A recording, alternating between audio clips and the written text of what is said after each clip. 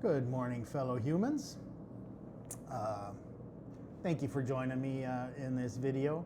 It's been a while since I've shared anything through this channel, and I'm not going to apologize. I never promised serialized or episodic schedule.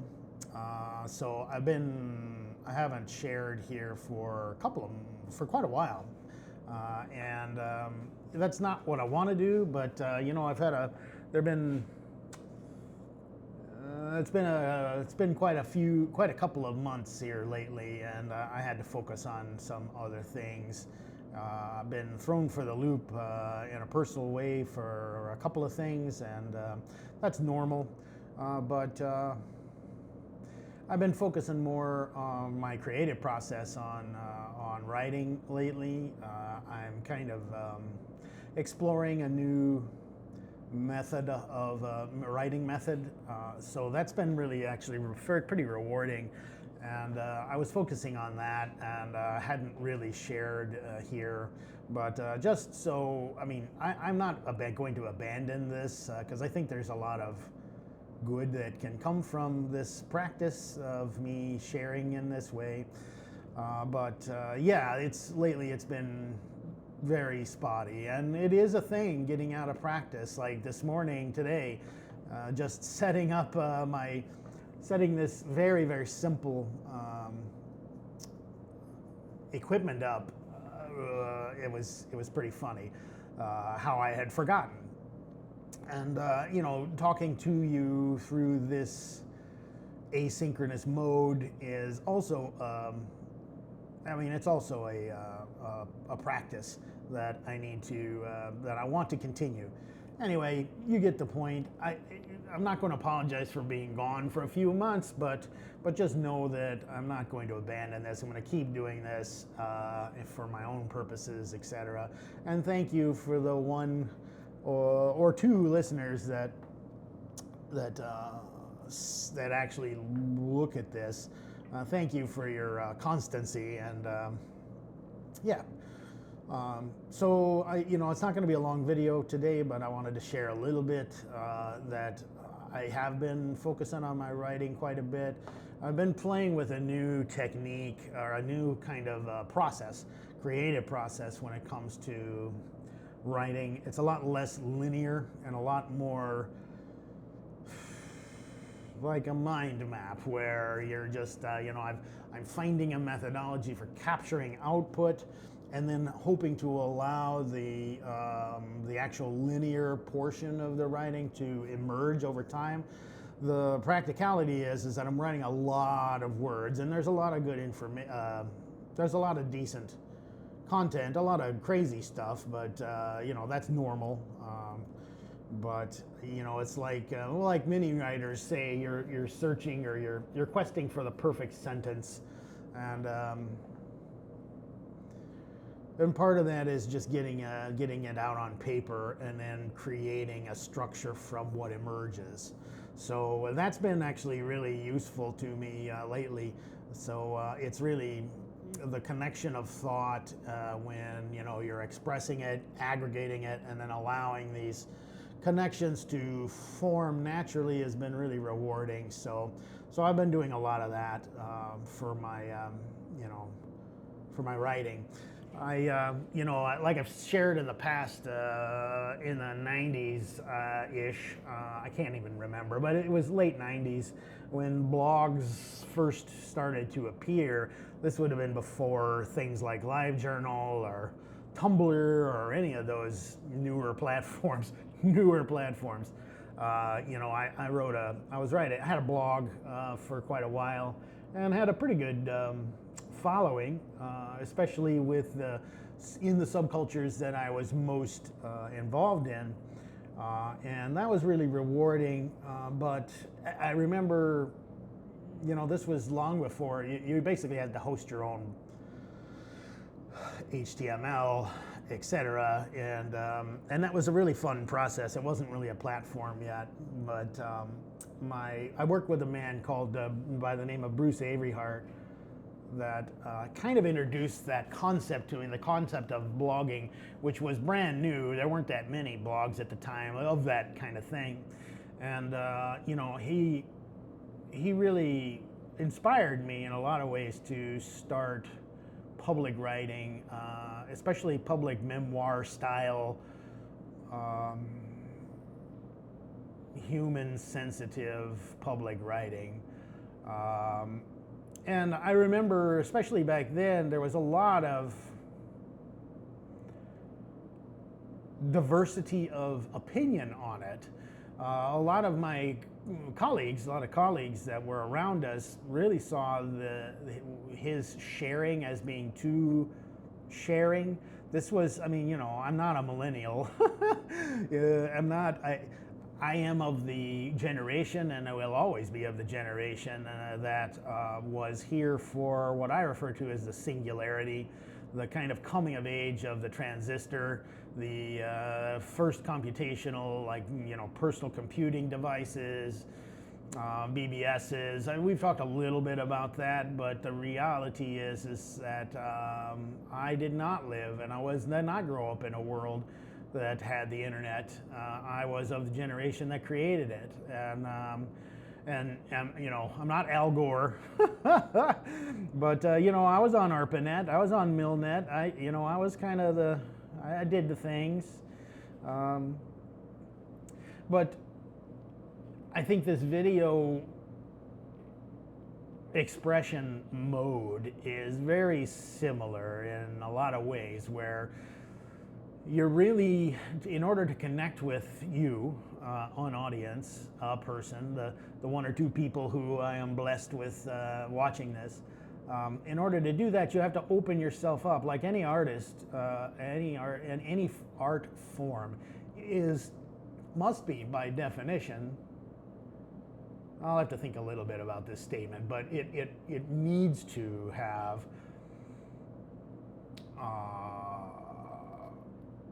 risk, maybe not risk, but at least humanity.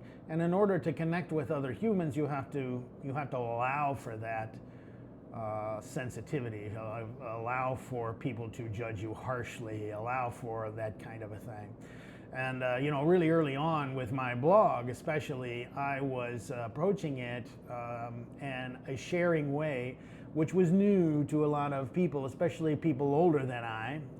And some of the aspects of the blogging culture were really good, but some of them were, you know, a bit scary. And so I had some experiences where I would share where my heart was at in a public way, and that was used kind of as a social bludgeon against me for you know, various purposes. You know, not everybody in life has, well, yeah. So I've experienced that kind of, where is the line to draw between public and private expression. And art is a way for, like I've said before, it's an API for human souls, for humans to talk to each other, their souls, their spirits. And in order to do that, I have to share in an unreserved way to some extent. So a lot of the content, like this video content, is going to be, by definition, I mean, it's all opinion, right? It's all me kind of documenting, or at least collecting, where my heart, my soul, and my you know, my humanity is at this exact moment. So there's no takebacks, right? There's no, once you hit that publish button, it's done. But in order to accomplish what I want to accomplish, I have to balance the public and private, and etc. Anyway, my point is that I learned a lot of those lessons with my writing in the 90s through the blog stuff. And I also learned to defy that fear of sharing with other people. Yeah. that doesn't mean it's not consequential, clearly, but it does mean that I have a much, I guess, clearer view of how much of my soul, my spirit, I want to share.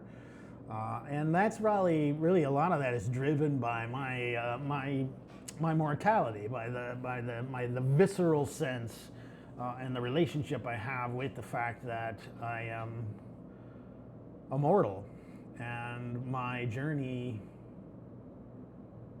has a time frame. And I think that's part of the impulse, like I've said before on here, that's part of the impulse, is to just get a snapshot of what it's like to be someone like me in the age that I am living in. And I am blessed with the technology, like I said, the coming of age of the transistor to allow me to do this. And for the first time in human history, where people like I are able to create relatively long-lasting, addressable content or art. Content is not necessarily art, but different topic. So yeah, like I've in thinking about like how to aggregate these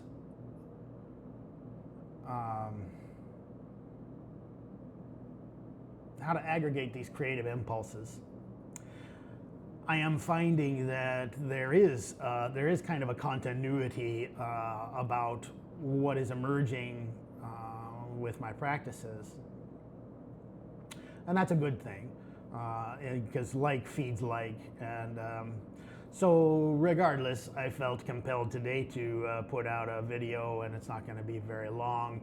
I don't have an agenda. I just wanted to check in and tell like I said, myself and my small audience that I'm not giving up, but it is evolving. I am evolving and emerging.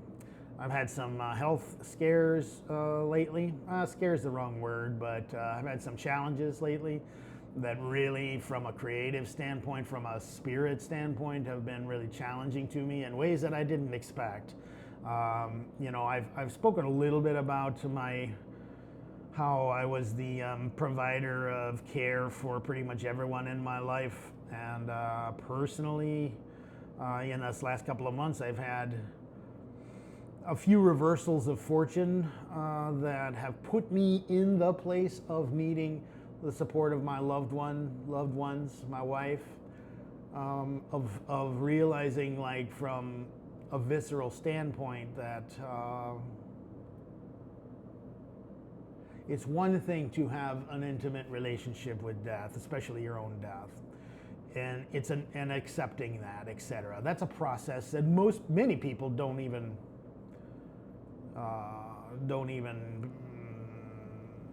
have difficulty with.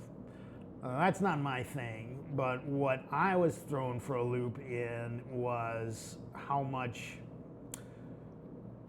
is left to be done. Pretty human kind of reaction, but also what my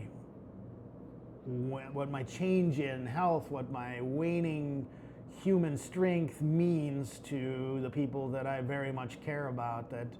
And like I've said before, I have a very narrow list of the people that I care about, but I've been really isolating myself this last couple of months, and the results aren't great. That has created more problems, and at least in my heart, it has. So that's reflected in my writing, but anyway, I'm still here, and I'm still going to be here. I just have to face the fact that for the first time in my life, I am not the one that is the caregiver. I am not the caregiver. I am the care receiver. Very narrow, very small examples of this, but they really threw me for a loop. I've been really blessed myself with having a healthy life. My body has been a great partner through this life. It and I have had many adventures, and I've said before, like my wife has said numerous times, it's a wonder that she ever met me. I'm of the school with I can't remember the Prussian, I'll have to look this quote up, but I'm of the ilk that my left wing is collapsing, my right wing is collapsing, I'm pressed on the center, situation excellent, I'm going to attack. But that ability to attack is really beginning to erode, both from a physical and from a mental standpoint. And I think in some ways I've been kind of reveling in a little bit of self-pity. I've never been one to kind of do the woe is me kind of thing. Life sucks. I mean, it does, but life is also beautiful and wonderful and amazing and a gift. And I've been able to balance that pretty well through my life. This last bit has been really tough for me to keep that balance, because some of the tools that I have relied on, the axioms of life that I rely on, are no longer reliable.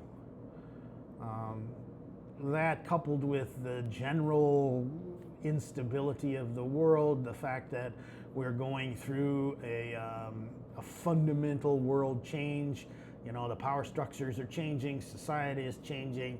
We're iterating faster and faster and faster. We're on this kind of crazy train with technology that very, very, very few people even understand. And those that do understand are exploiting it for their own nefarious purposes. That's, again, very human. But in the next few years, the world has changed, but it will continue to change at a much more rapid pace. And the people that understand that change will probably become fewer and fewer. That's a dangerous situation. But we humans are pretty used to dangerous situations. It's just lately, the entire world, people talk about the concept of, modern enshittification, where everything is going to shit, one way or the other, everything's kind of shitty. Things that used to be wonderful or used to be relatable or used to be sources of strength or power or joy or pleasure or well-being or kindness seem to be hollowing out for the sake of no one really understands why we're sacrificing our humanity in such ways. That's normal. I think some of it is normal, is a normal iterative process for the human animal, but it's really been supercharged with this kind of unmitigated capitalism, the demonization of intellectualism, and the use of technology tools to create entire social structures of ignorance, stupidity, and hate. I hope and think and feel and want to contribute to a resurgence of humanity after this wave of enshittification has run its course. Because just like unmitigated capitalism, just like anything, it has a theoretical limit. It has a limit. That's the guillotine was not created by the ruling class. Well, that's not quite the right statement to make. The mobs who lusted after the guillotines, that's a whose rage and whose rage at everything created some bad atrocities for humans. But we did make it through, and and civil liberties, and the ideas that in the Constitution, the ideas that of self-rule, of personal sovereignty. All of those things still are there, they still exist. I worry the most about the fact that we as humans aren't even talking about such things anymore, and we are ignorant. We're kind of very reactive and ignorant, and the use of the technology that has been created was and has the capacity to be the most powerful tool for humanistic thought and ideas, but unfortunately our enemies, who are powered by isolationism and greed and control and misogyny and unquenchable thirst for power, because it somehow salves their ability to look at themselves in the mirror, whatever. That rules the day right now. And I think that there are ways out of this that would be very beneficial for our human existence, but we have to pass through the chaos. And the things that I have relied on to allow me to go through these chaotic times of my life are kind of in question at this point. Even the Constitution itself, which in my worldview is actually far more, how shall I put this? Far more important to humanity than like in any religious text.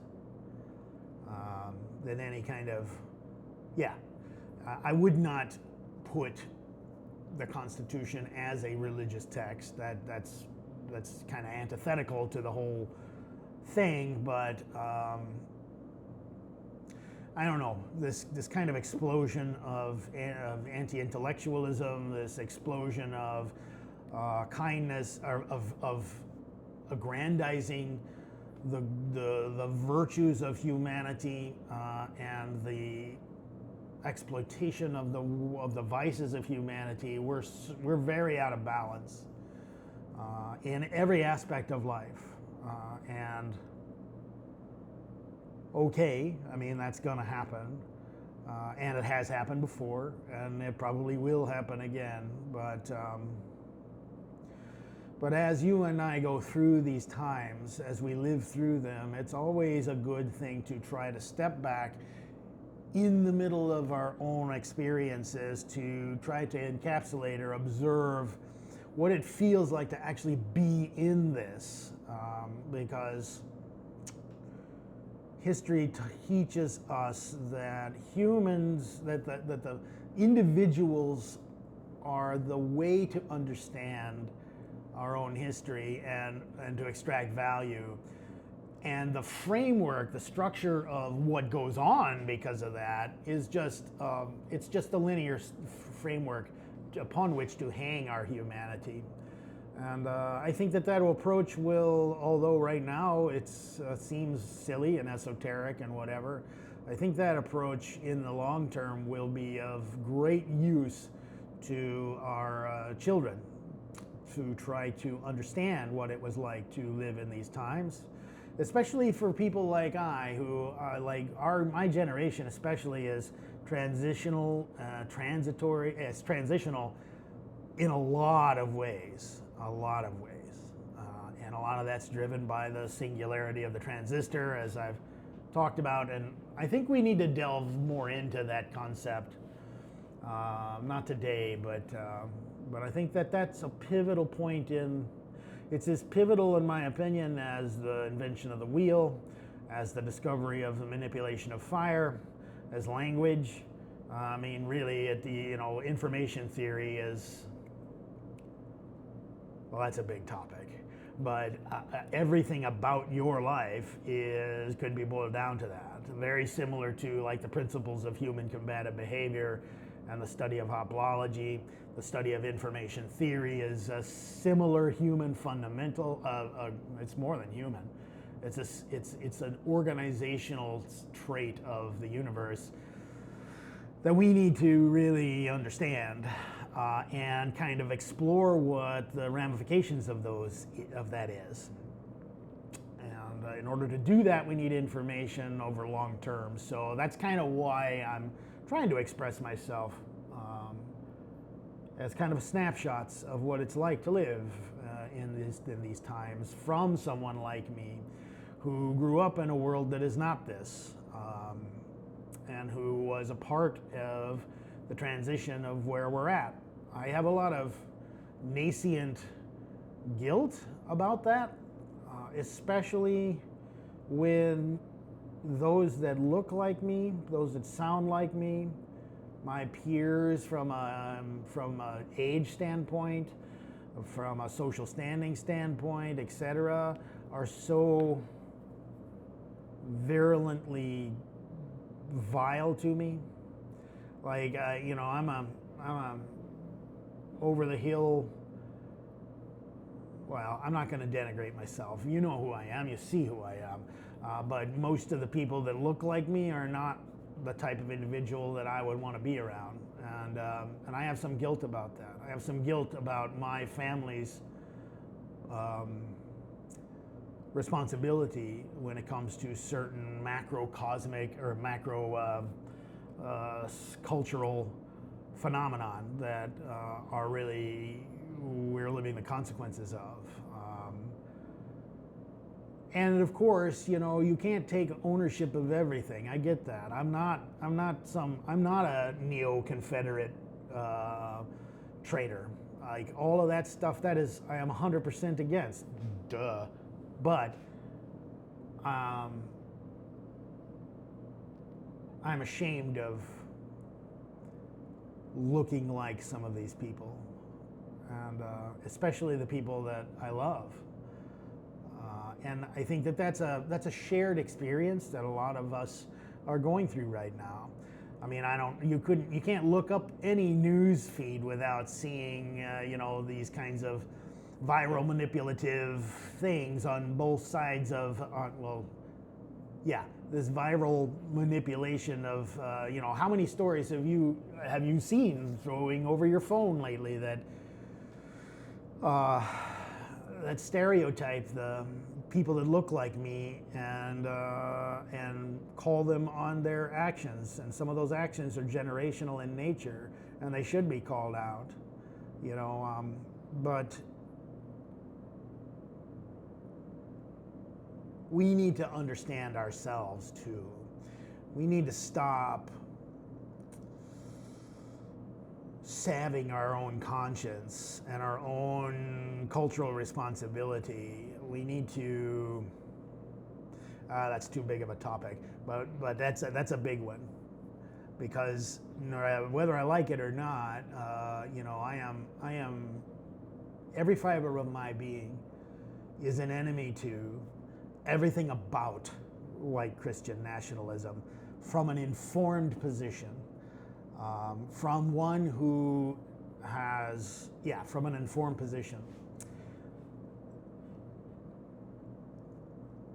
And I've got some a sense of guilt around where we're at as a society and as a nation. I can't help but feel that, our country, the sacredness of the Constitution, the ideals of humanism, and the ideas that all men are created equal. A lot of these fundamental concepts are being challenged, and those challenges are coming from people like I. That's a difficult thing to get your head around. And the United States losing itself under my watch, right, is a difficult thing to think about. And personally, we can make decisions. Obviously, we make our own decisions personally. Either you, at the end of the day, either you resist until they force you on the train cars with people, or you are forcing people into the train cars. That's what it really boils down to. And that kind of iterative pattern we're seeing it grow and grow and grow, and you know, we are in the middle of the inflection point, and there is no guarantee that in the next 6 months, that the side of humanity, of reasoning, that the Constitution will continue, because right now it's suspended, and the corrosion of the corrosion of the things that keep the Constitution in play are to such an advanced metastasis that I don't know if we're going to. I don't know if the light of liberty will still be here. It may be that it already has been moved. It may be that the United States will not recover. That the light of liberty and the last light of liberty is moved away from our shores. It could be that in my lifetime we will be pushed to live in a theocratic fascist state permanently. That's hard to live with. That even to verbalize that, because right now it's like, oh yeah, it's, you know, we've lost, yeah, but we're gonna, you know, but humanity will, but the Americans will come together at the end of the day and realize that we have to make changes, and maybe this will become a new renaissance, or it could be that you know, in the next 6 months, the gains of the enemy will be sealed, and they will control and they will successfully execute a self-perpetuating fascistic oligarchy that may take generations to overcome. It's happening now in my lifetime and my watch. Now, you know, you could say, well, there's never been a Gen X government in the America, and you're right. And maybe there shouldn't be, I don't know. But we're definitely the middle children of our nation. And if we're going to survive intact for the next 250 years, then the middle children, we have to find a way. We have to find the courage in ourselves, not only to document what our journey is in an open and honest way that may come back to haunt us, that may come back, like, I mean, if in the world where a theocratic fascist state seals its power, like I've said, like I've just posited, these videos may be very much are against such outcomes. And in the McCarthy era, these videos of me, for instance, would be very problematic. The McCarthy era lasted about, it didn't last very long. It lasted less than the Confederacy, thankfully. But it has colored our national dialogue, and the ramifications of that are still being felt in the geopolitical world. Anyway, some of this stuff is too big for a half an hour video, but we got to chip away at it, and I'm going to keep doing it. We're going to keep standing up for personal sovereignty and for my right as a U.S. citizen to speak my mind in the public venue, whether that is ever heard or not. Like I've said before, like that energy goes into the coal bed. It goes into the coal bed of our democracy, and hopefully that energy, whether it's whether it's ever dug up or used or whatever, will help contribute to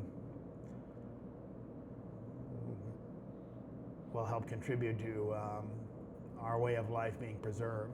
the ideas of what is encapsulated in the Constitution, we will still have the opportunity to work towards a more perfect union. And I think that's the thing that's at stake. The opportunity for a more perfect union is what we're about to lose. Because if we give up, or we acquiesce, or we allow the cessation or the continued neutering of our Constitution, I don't know what your children are going to live in. I don't know if your children will even be around. I mean, the stakes are really high. So when that happens, we just have to unfurl our banner, just like every stand for what is right has ever been, and we have to declare ourselves and take ownership of the consequences. So that's what I'm doing, and I'm going to keep doing it. And I don't necessarily need to be understood. I just need to document myself. Yeah.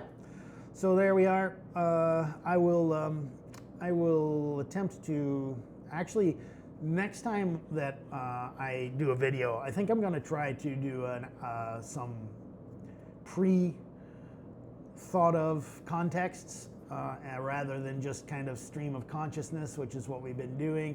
That's a great baseline, and it's good adaptive practice, public adaptive speaking, etc. for me. But I think we, just like my writing creative process, I need to now allow a structure to formulate. So next time we meet, maybe we pick a topic to explore and to quantify in a little bit more structured way. But I needed to get the ball going again. So thank you for seeing this video, if you ever see it. And we have to keep the faith for democracy, for humanity, for humanistic ideals. We have to push back on the ignorance. We have to keep doing it in spite of how much it costs, because it's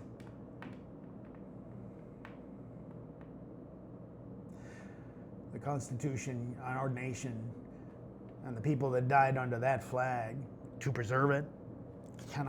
We cannot forget that blood. We cannot allow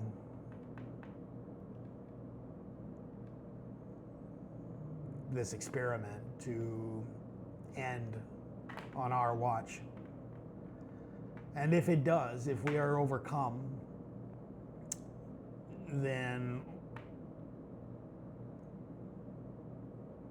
we need to be willing to be accounted for in what we believe, and not try to, for some people's role is to survive. I get that, but that's not mine.